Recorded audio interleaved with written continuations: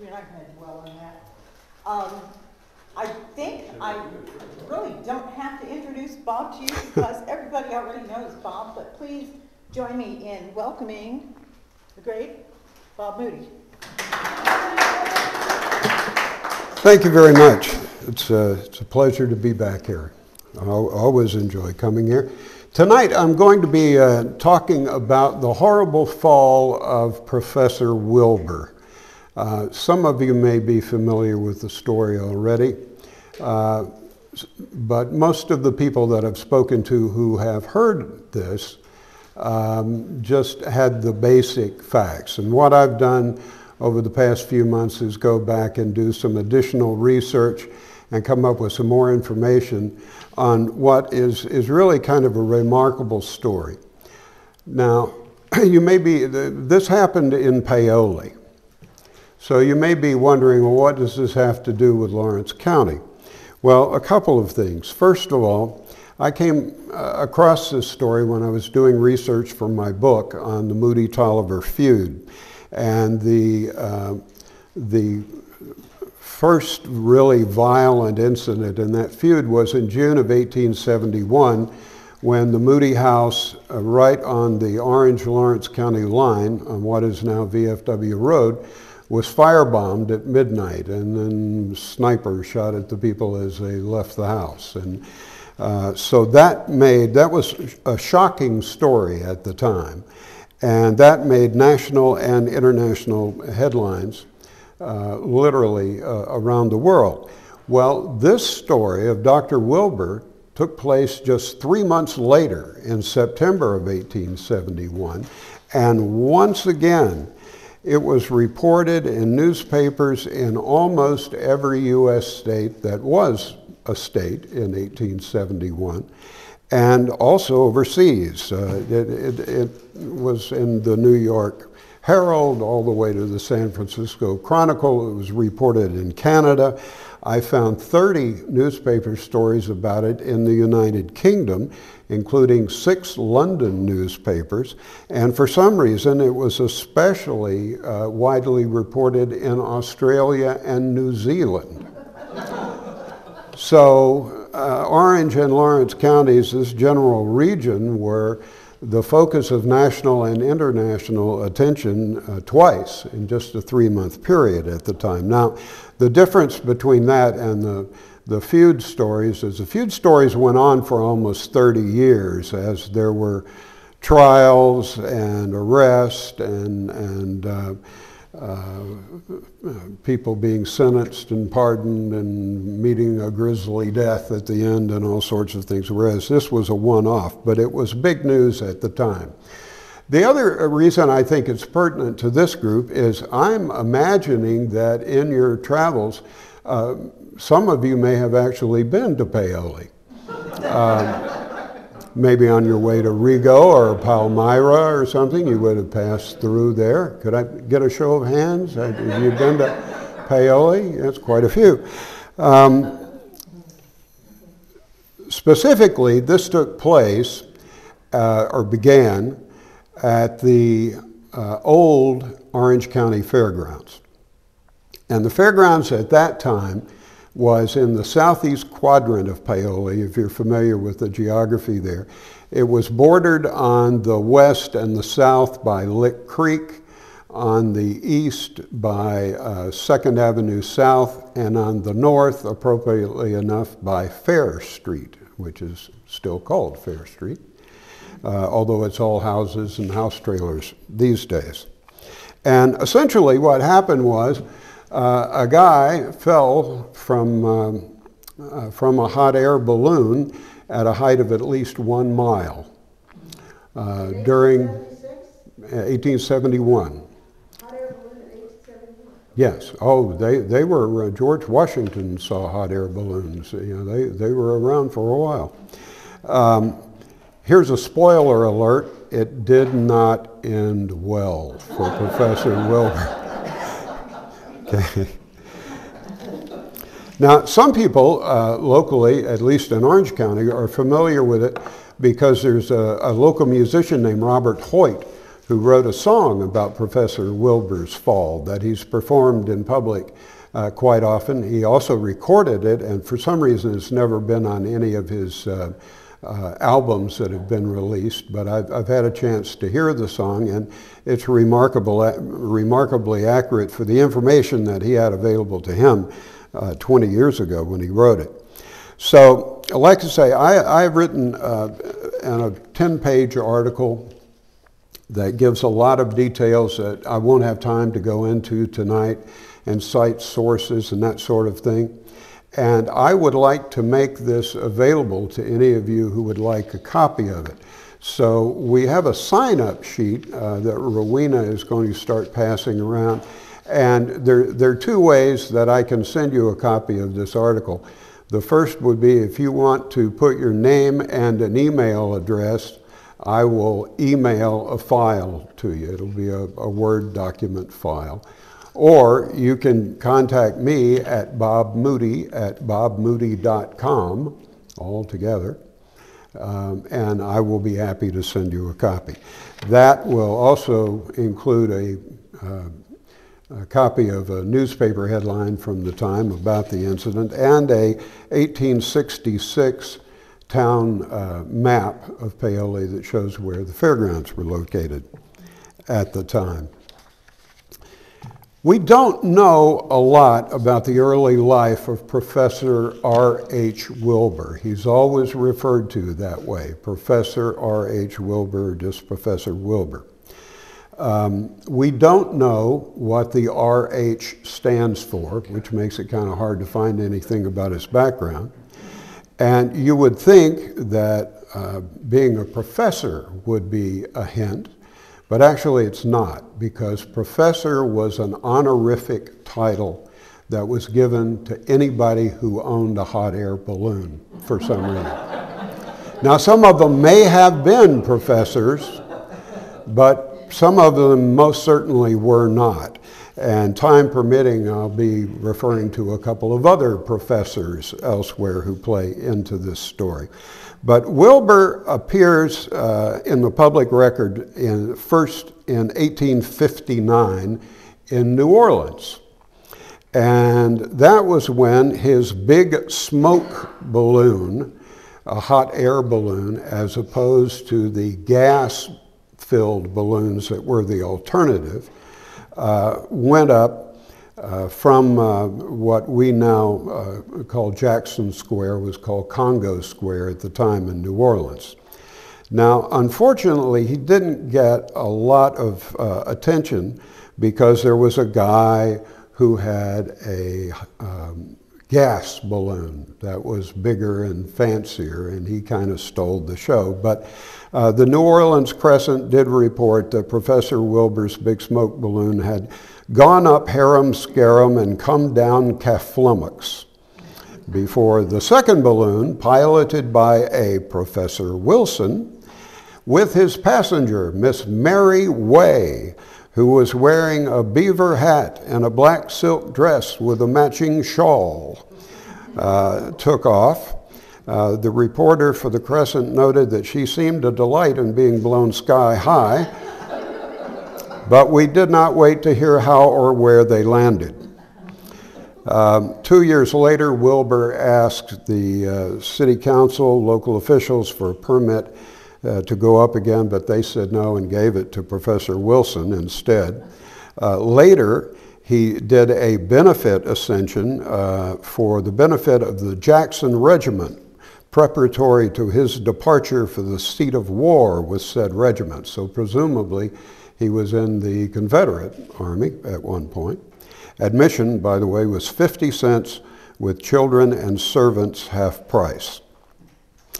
Somehow he managed to continue his aeronautical exhibitions during the war. He was in Monmouth, Illinois at a political rally in 1864. Regardless of where he began his life, and it seems like it might have been New Orleans, He spent the rest of his life and career primarily in the Midwest, Iowa, Illinois, Kentucky, and Indiana. He was at the Monroe County Fairgrounds in 1868.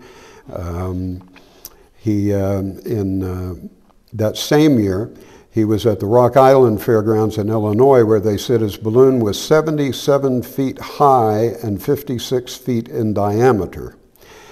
So he made these extensions around the region. He was, in 1870, he was in Cambridge City, Indiana. In Cambridge City, there was a guy named Frank Carper who was scheduled to accompany the professor in the balloon, but, and I quote, "It proved too heavy a load for such a small balloon, and Frank's trip to the heavenly regions had to be postponed." The following day in Rushville, Professor Wilbur and his wife were scheduled to go up together, but it was November by then. There was bad weather. She had second thoughts and stayed on the ground. But there was a mishap on the liftoff. At about 2 o'clock, the balloon, having become sufficiently inflated, darted up like an arrow, carrying our young friend Jim Tucker, whose feet were entangled in the ropes up to a height of over 70 feet. Fortunately, one of the ropes had been secured to a tree, otherwise there's no telling what might have resulted from the mishap. One of the managers also became entangled in the ropes, but succeeded in climbing into the basket and bringing the aerial wanderer back to terra firma. Tucker says it was his first and last experience as an aeronaut. When rescued, he was pale as a corpse and speechless. I imagine so. May of 1871, he took off from the public square in Martinsville. In August of and there were reports, he was supposed to go up in New Albany. I never could confirm that he had actually gone up, but they were promoting that. In August of 1871, though, there was an ominous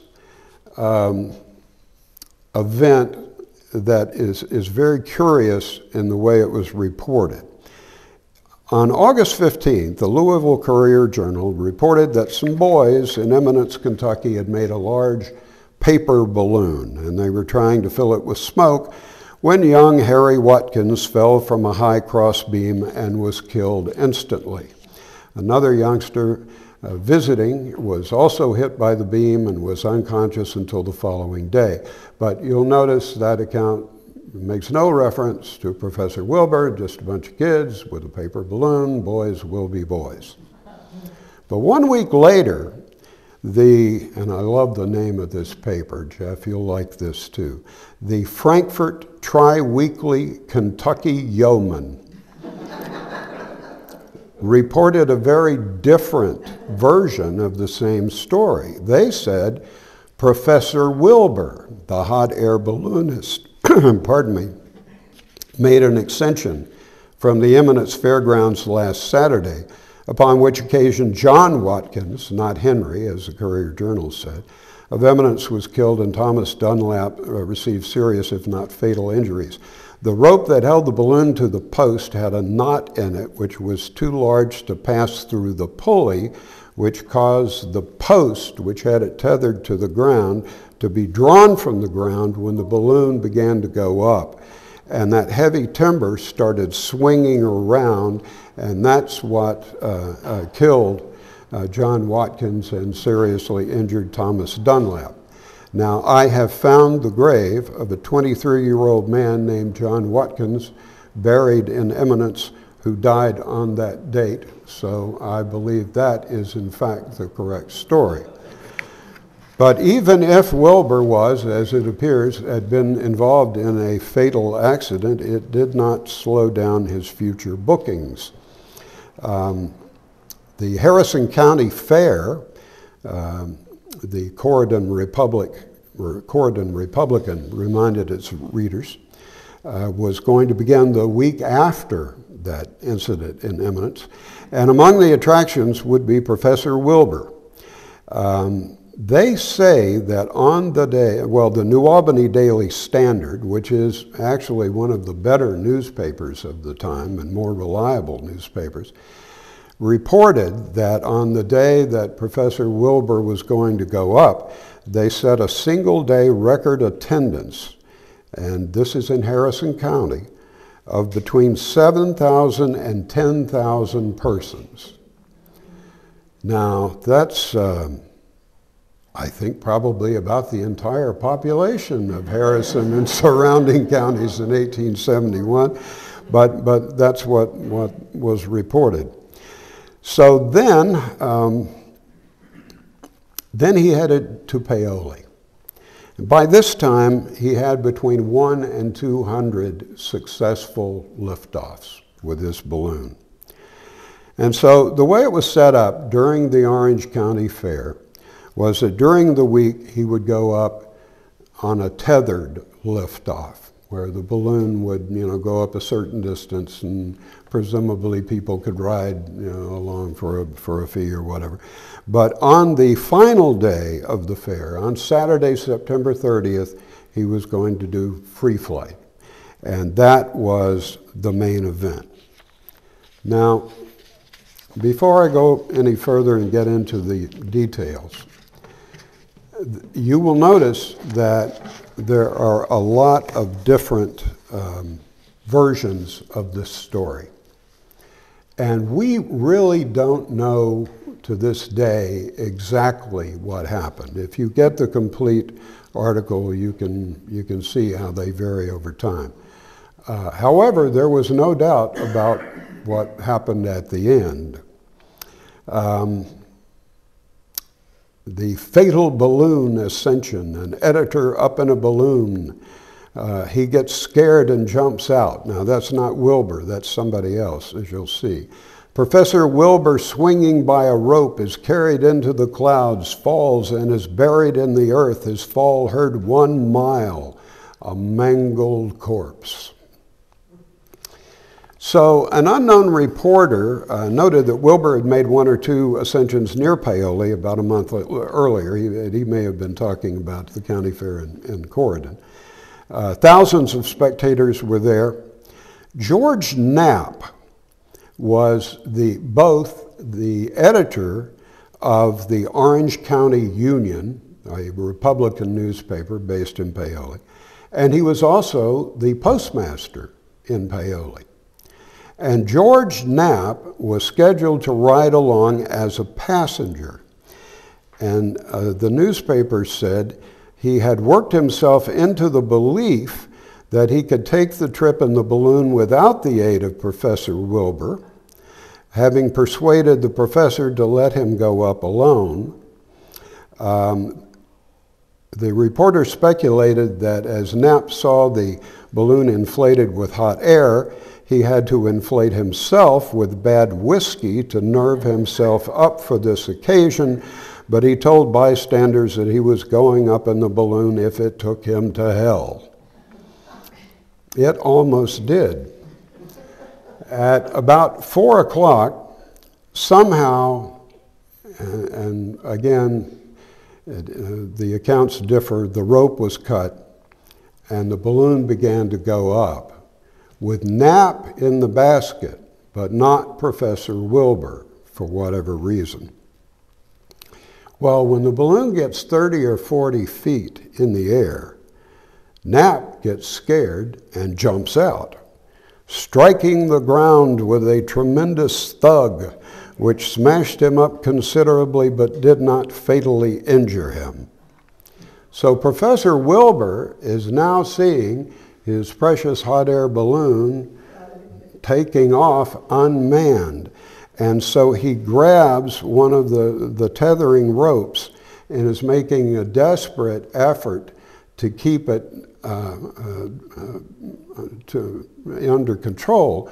But, now think how this works, when Knapp jumps out, the balloon becomes a lot lighter and it goes up, and Wilbur is still hanging on to the rope, and by this time it's too late. All he can hope at that point is that he can hold on to, he can either climb into the basket, which is what he tried to do, climb up a rope into the basket, or he can hold on for dear life and hope that he can hold on until the balloon lands.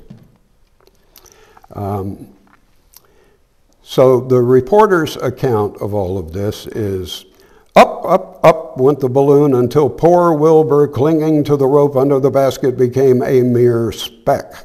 During all the time, not a whisper was uttered by the terror-stricken multitude who, in breathless silence, were watching his perilous flight, when at once a simultaneous scream from 1,000 voices announced the fact that he was falling. Down, down he came, for an instant in a straight line, feet first, before turning. He became circling down like a spinning top, striking the earth with tremendous force, nearly burying himself in the ground. The sound of his fall was heard nearly 1 mile from the place where he struck the ground. Some of the newspapers were considerably more graphic in describing the state of Professor Wilbur after he had hit the ground, caused a depression of at least 6 inches, bounced some distance away, and I don't even quote in the article some of the descriptions, which are just so morbid. His remains were said to be taken to the Albert House Hotel in Paoli. I'm told that's where El Compadre is today. And where they were prepared for burial the following day, although there's some questions about that. It then was reported that not only was Professor Wilbur, not only was Mrs. Wilbur, his wife, there, but so was their 8-year-old daughter, who both witnessed his death. I'll have more to say about that in a moment. First of all, though, let's go back to George Knapp, the editor and postmaster who jumped out. Newspapers shortly afterwards reported that he was seriously injured but not fatally hurt. He is able, with the aid of crutches, to be on the streets of Paoli today. Remember George Knapp. We'll talk about him again. There were different accounts. A newspaper in Evansville called it the most horrid and heart-sickening accident that human eyes ever beheld. But they all gave different stories about why it took off without Wilbur in it and who said that it was okay. But nevertheless, that had nothing to do with the outcome for Professor Wilbur. There were later newspaper articles that were attributed to eyewitnesses who had sent letters to the newspaper or whatever saying that they had been eyewitnesses. And one of the most interesting notes that came out of those accounts was that Wilbur was wearing a hat during this time. And so before he lost his grip on the rope, and he had continued trying to climb up into the basket. At one point, reportedly, he had one leg in, but he couldn't get the other leg up, and he finally realized that his only alternative was to hang on as long as he could. Before he lost his grip, his hat blew off. And so his hat, was floating down. Now, the estimates of his height, or the balloon's height at the time that all this happened, start at 1 mile. Somebody said 3 miles, but that's not believable, I don't think. But people standing on the ground in 1871 would not have had any better idea than we would standing on the ground today as to actually how high the balloon was. They were just guessing. But all of the guesses began at a height of 1 mile. Well, so the hat is floating down, and then Wilbur loses his grip on the rope, and so he comes down considerably quicker, right? And, but after Wilbur hits the ground and bounces, they said the hat landed less than 4 feet away from his corpse, which brings new meaning to the phrase, passing the hat.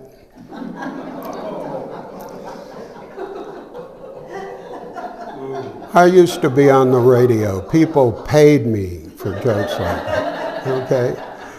This is a free event, remember that. So in the article, there are some more accounts that give more details on what happened and the different stories about where the balloon landed and how far it went. One of the, and as I said, this story was reported in cities large and small, all over the United States and overseas. My favorite story, though, was from the Yorkville Inquirer in York, South Carolina. And the editor there, for some reason, changed the location from Paoli, Indiana to Peoria, Illinois. Now, we'll never know why that happened. It could be, you know, in those days, and considerably before and after, newspapers could send 2 copies of each paper to any other newspaper postage free. And that was kind of their wire service or syndicates of the time, is you'd have a guy in any newspaper office who'd be getting stacks and stacks of out-of-state newspapers and going through and circling stories he thought were worth reprinting, and usually they gave attribution, not always. But you know, so it could be that he got a copy of the newspaper that was smeared and he couldn't read the city, or maybe he just never heard of Paoli and decided it had to be Peoria. But I'm sure whoever he was and whatever his motive, he was thinking, so who's ever gonna know, right? And then 151 years later, in the Lawrence County Museum, there's this guy pointing out that he screwed up. There's a moral in that somewhere. So the number of stories and the nature of the stories continued to get more melodramatic as the story was retold. And on November 4th, more than a month after the incident, a Canadian newspaper reprinted a story called The Horror in the Clouds that was credited to the Paoli correspondent of the New York World.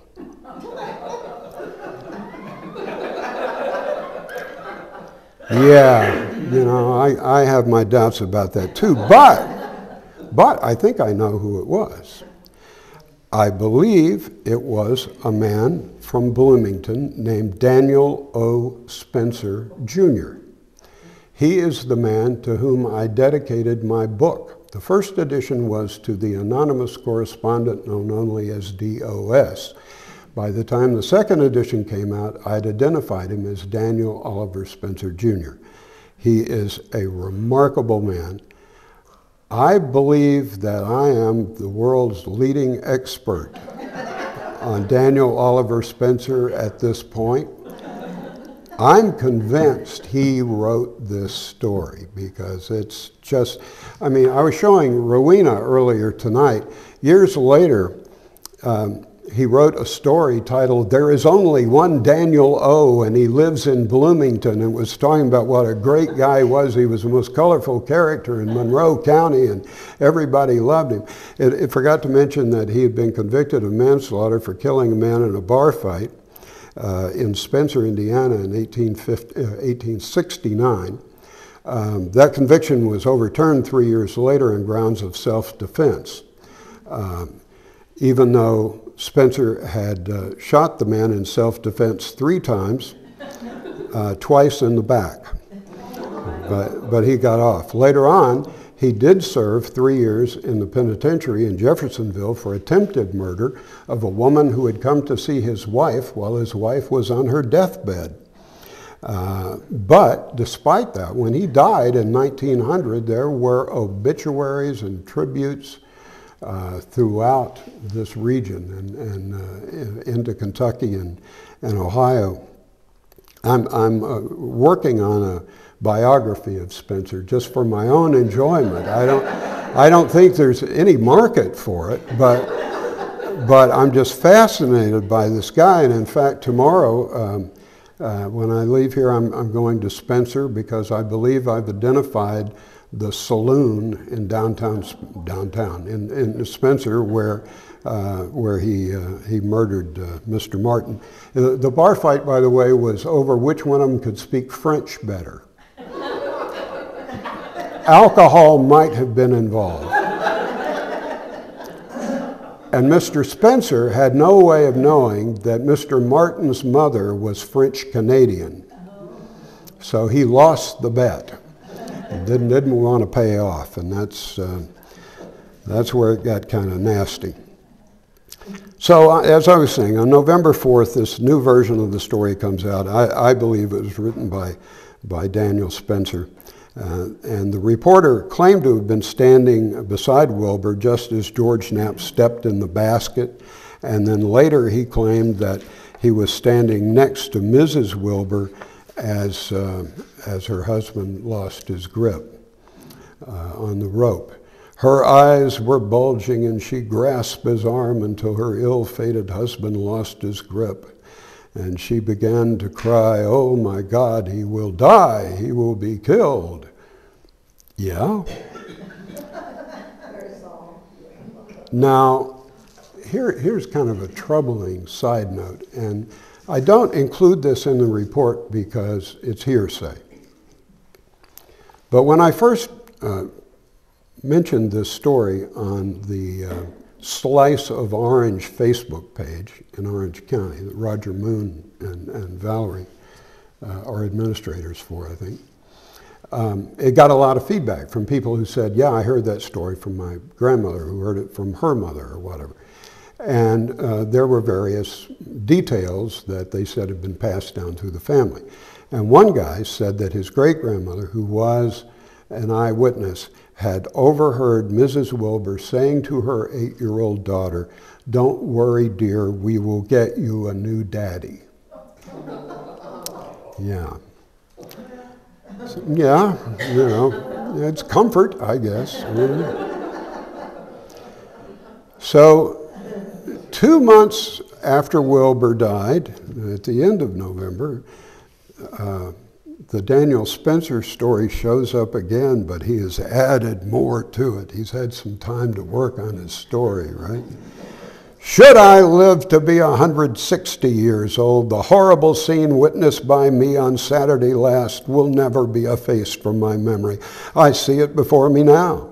And since that day, I've been haunted by a sea of upturned faces and anguished eyes straining to watch in the descent through the air the body of a human being, which in a few seconds was dashed, mangled, and bleeding upon the ground at my feet. I would have written of it before, but the sight so unstrung my nerves that I was rendered utterly incapable even of collecting my thoughts, much less putting on paper a deliberate account of the facts in this case. I wonder that even yet, with these things in my mind, I'm able to record what I heard, felt, and saw. But he pressed on. He actually wrote a very engaging account. He gives a bucolic picture of the farmers in their wagons coming to the Orange County Fair with their wives and daughters all dressed up. And he talks about the pumpkins and the enormous squashes and the new patent churn and washing machine. And goes on about the girls look their prettiest and the farmers their most florid. And he goes through all of this stuff, and then he gets into the body of the story where he says that he's standing next to Mrs. Wilbur as she watches her husband die. I will give him this, though. Actually, I give him a lot, or I wouldn't be so fascinated with this guy. But at the end of this version of the story, he was very prophetic when he said, the remembrance of this dreadful occurrence will long be a story told by the inhabitants, when those who witnessed it shall long since have died. And here we are tonight. Yes. Thus ended the remarkable life and career of Professor R.H. Wilbur, but it was not the end of the story for his intended passenger, the editor and postmaster George H. Knapp. The Bloomington Progress reported that Knapp, quote, the great balloonatic,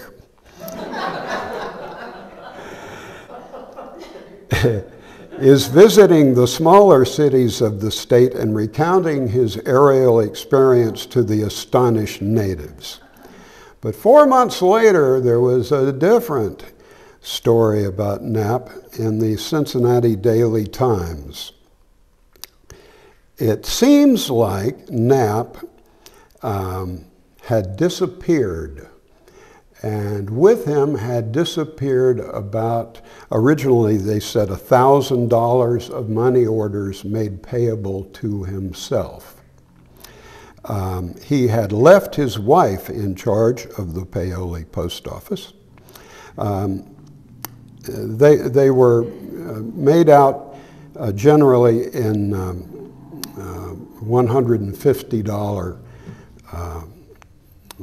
payments, and he was taking them around to Louisville and Evansville and Lafayette and places where they would know him, and he was cashing these postal money orders. So all of a sudden he's wanted by the law. The postal inspector sent somebody to the Paoli post office, where Mrs. Knapp reluctantly turned over the account books, and they eventually found that he had embezzled about $4,000 worth of fraudulent money orders. $4,000 in 1871 is equivalent to just around $100,000 today. So the Evansville paper said it is to be hoped he will be speedily caught and provided with lodgings at Jeffersonville, the location of the state prison. He will be remembered as having fallen about 40 feet from the same balloon from which Professor Wilbur was killed last summer at Paoli. It's suggested now that Knapp did not fall half far enough, that it would take at least a mile to do justice to his case. So for the next several years, newspapers reported rumors of Knapp's whereabouts, and they had the Pinkerton men looking for him and the federal, law officials and everything. Some people said he was in Mexico, and then he was in New Orleans, and he was in Memphis, and then he was back in Evansville, where he reportedly told somebody that he would never be caught. My favorite is he was said to have been seen in Cairo, Illinois. But some newspapers reprinting the story had obviously never heard of Cairo, Illinois, and they said he had been seen in Egypt.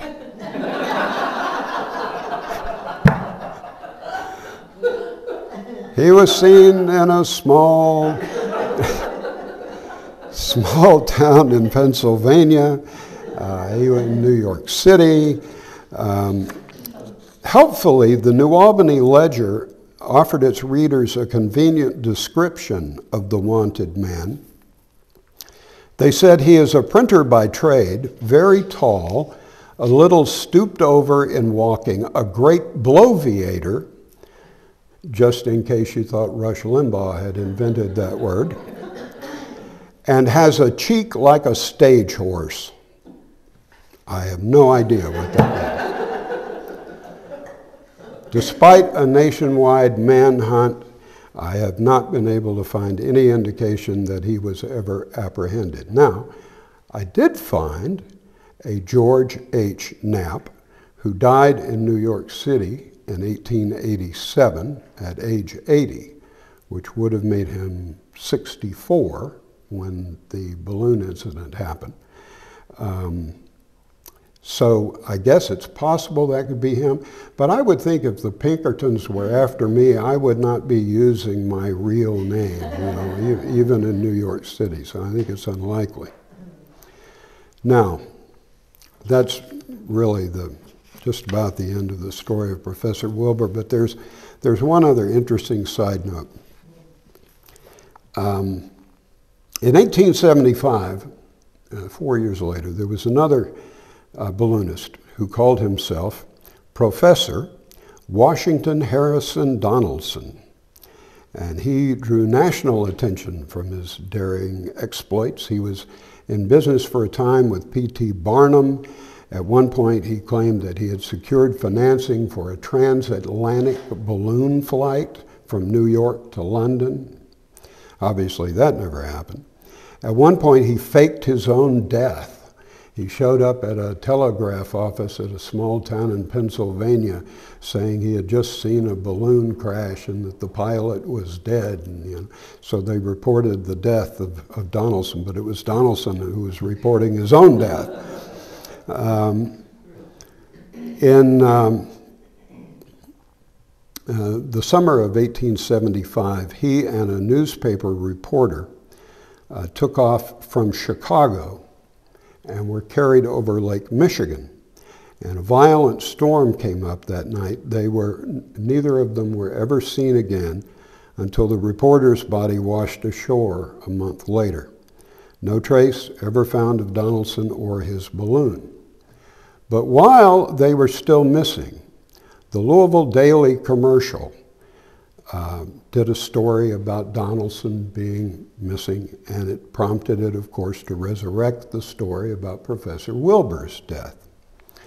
And that account concluded, and before I read you the conclusion, let me say I have a few misgivings about this, but history is history, even when it's appallingly ignorant at times. The newspaper, the Louisville Daily Commercial, said, "The scene was one of the most horrifying, and to this day there are living evidences of the serious effect it had upon many people. A gentleman who resides in Orange County reports that about 30 malformed and deformed children in that county was the result of the impression of that dreadful scene." Yeah. Now, the remaining mystery about Professor Wilbur, one of many, is one consistent fact in every account is that his body was taken to the Albert Hotel. It was prepared for burial. It was buried the next day. There was a lot of in the Paoli Cemetery. A lot of citizens attended. They were raising money for the wife and child. But to date, no record has ever been found of the location of his grave. It's not on Find a Grave. There have been volunteers. I think Valerie Moon is one who took an interest in trying to figure out where Professor Wilbur was buried, and nobody has been able to determine that. So hopefully someday we will find out. But that is the story of Professor Wilbur, and it's been a privilege to share that with you this evening. Again, if you want a copy of the 10-page article, sign up on the sign-in sheet that was going around, or Bob Moody at bobmoody.com, and I'll be glad to send you a file. I think I just barely made it here. Thank you.